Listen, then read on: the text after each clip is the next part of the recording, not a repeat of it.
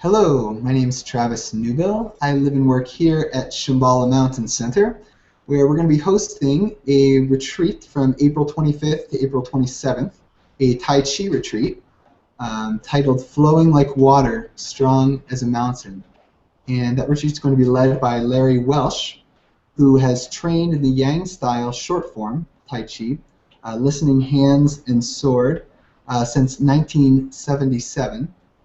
Larry is a senior adjunct professor and mindfulness meditation teacher in the traditional Eastern Arts program at Naropa University. He practices Japanese classical acupuncture, herbal medicine, and whole food nutrition in Boulder, Colorado. And I'm really fortunate to have Larry here to have some discussion today. Thanks so much, Larry, for taking the time and joining here. Thank you, Travis. Good to be here. So in addition to having a long-standing Tai Chi practice, nearly 40 years now, I know that back in the late 70s you also connected with Buddhist practice and Chogyam Trungpa Rinpoche as a teacher around Naropa. And so how did those two practices come about for you, and how has your Buddhist practice and Tai Chi practice be evolved or complemented each other or not over the years? Yeah, well, I think that's what you just said is really the whole point, is that Tai Chi Chuan and Buddhist sitting meditation practice really informed each other as I practiced over the years. Tai Chi's teaching about in essence, it is about cultivating our basic life force, what the Chinese refer to as qi, but it's also a lot, in essence, based on my teachers and Professor Chengman Chang, who brought the Yang-style short form Tai Chi Chuan to New York City in the early 60s. He really emphasized the idea behind Tai Chi was to cultivate relaxation in body and mind. And what he taught, which was very simple but brilliant, was that when we practice authentic relaxation in body and mind, then we become less fearful. And as we become less and less fearful as human beings, then we become more and more relaxed. So it goes back and forth.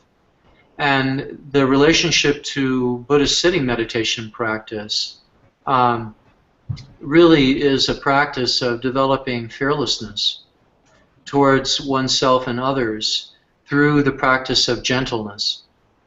So both of these practices really enriched in a very powerful way each other.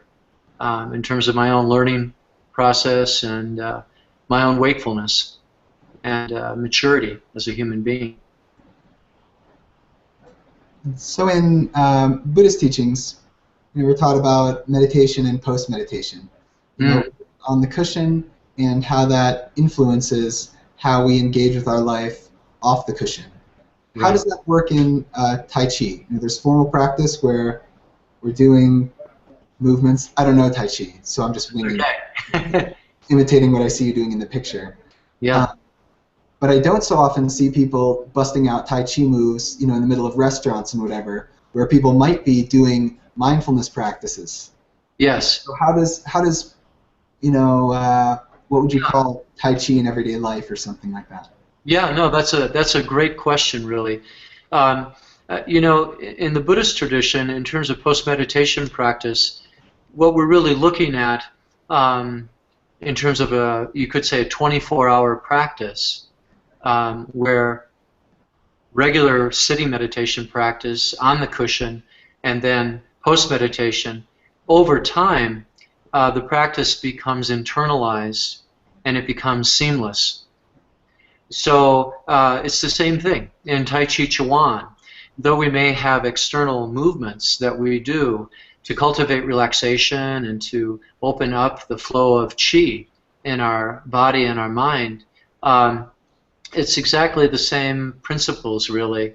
That no matter what we're doing, whether we're brushing our hair, or we're talking with friends, or if we're eating, the idea in Tai Chi that we often teach is that the heart-mind always stays in the lower belly, in what's called the Sea of Chi.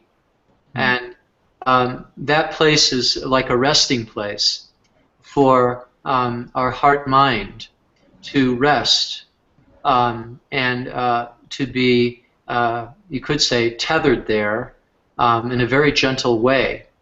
And so when we rest our heart-mind in the Sea of Chi, in our lower abdomen, which is very common in many of the Eastern traditions in Japan and Korea and China, Vietnam, this idea that our consciousness or our awareness or our heart-mind stays in our belly.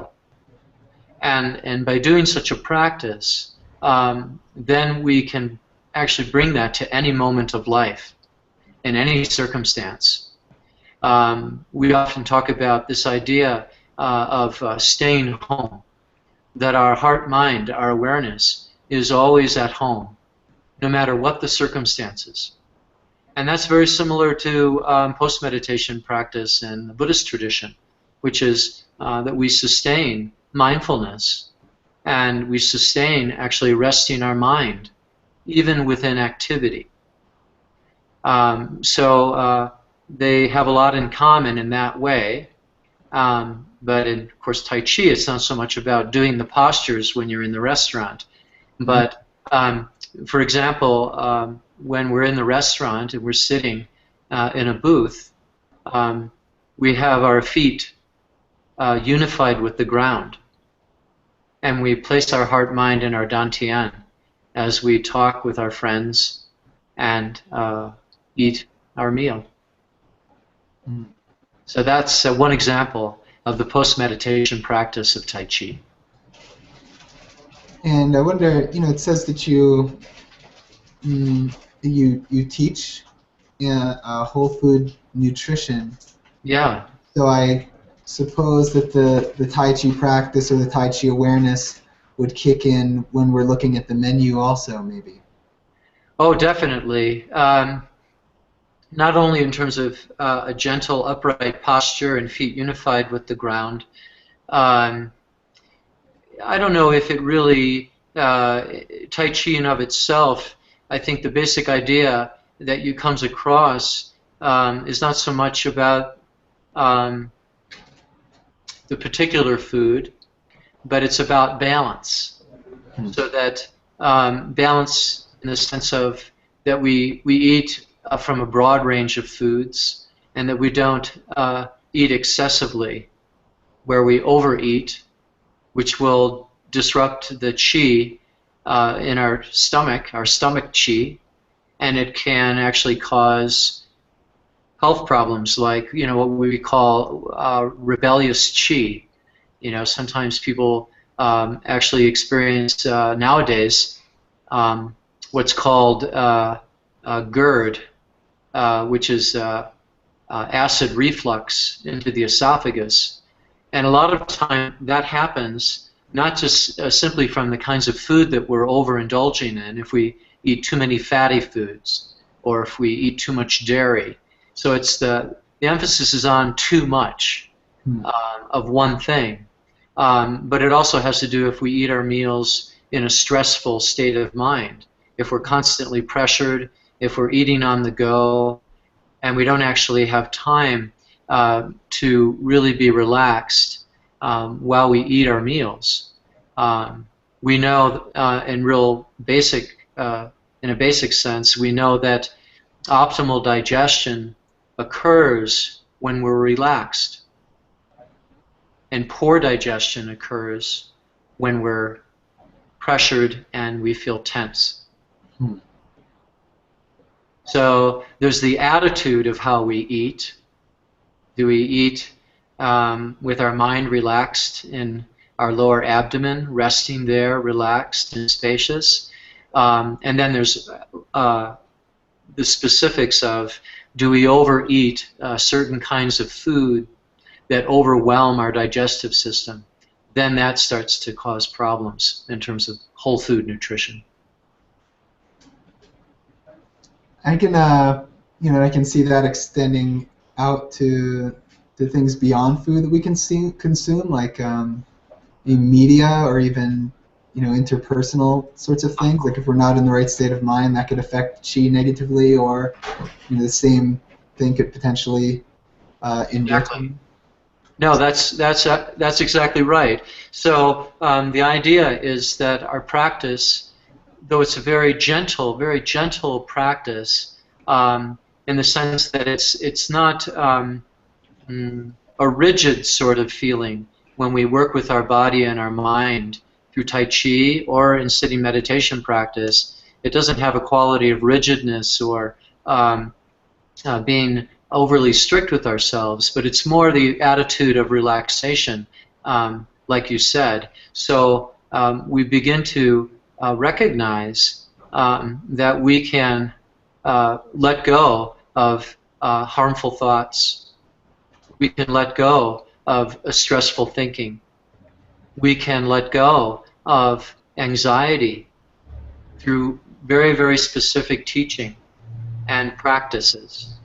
And when we learn how to do that in a very gradual way, we begin to integrate that kind of relaxation in body and mind through all moments of life.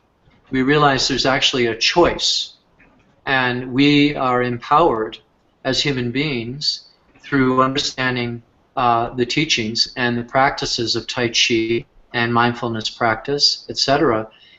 We can actually implement and embody those practices and make a choice in how we live in each moment. I'm feeling more relaxed just talking with you, Larry, than I was before. Me too. I'm feeling more relaxed talking with you, Travis. Well, maybe you're hearing yourself. Yeah, yeah. Well, it's also about, the connection between, when two people connect, there's just that, the presence of two people connecting that begins to, through dialogue and seeing each other, it affects our chi. And it's so funny that it can even happen digitally. Yeah. The chi's traveling through the pixels or something like that. Yeah. There's no obstacles. So folks will, as I mentioned, have the opportunity to get much deeper into this in this weekend that you're going to be leading.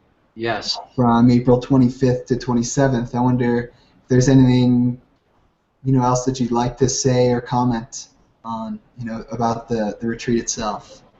Well, I think the idea is that we'll be working very closely with movement and stillness, and how that affects our health, and how that can empower each human being to contact their intrinsic health and their well-being. We'll learn how to work with our basic aliveness, our basic energy, or our chi.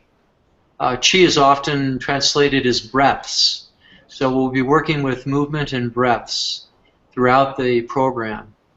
And then we will be working with periods of sitting meditation and learning about the lion's roar of fearlessness through the 4 foundations of mindfulness practices.